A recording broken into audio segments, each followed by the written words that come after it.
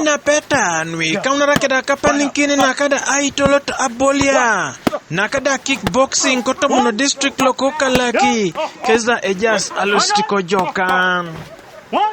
Lawade right tuturon lokada Miami kickboxing club kotomuno district loko Kalaki.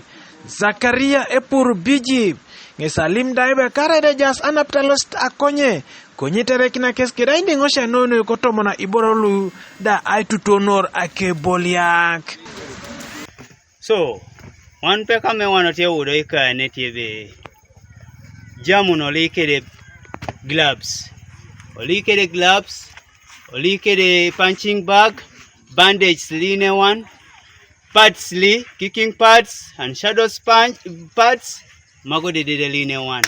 So kede ring mito ne one awuni adongo kidi chumai ame otime one ring ni di ber ena miyo twero tuko ka achil kade obini ye gwen pokere ne wana waka kano tilobo mito time one ring aber engia wan te singi so mito sana ine konyunu one ijamu na toto me kickboxing tukerege mito jamu me teach ye sana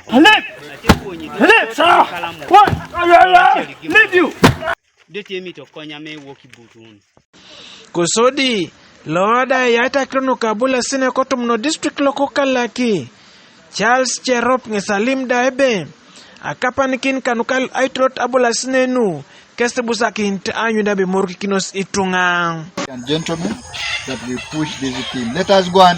From here now, I'm requesting that we need to have planning meetings.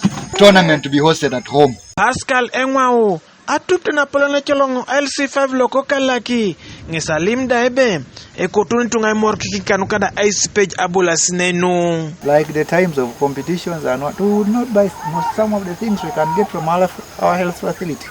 So as we move on, we will be in position to support you. This is part of sports.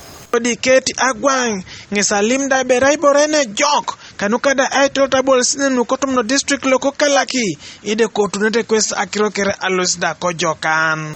On especially the activity that is supposed to be taking place on the 18th, we need to come up as a team. First of all, the back. I know tomorrow we may meet chairman and another team. Then we share on how we are going to host.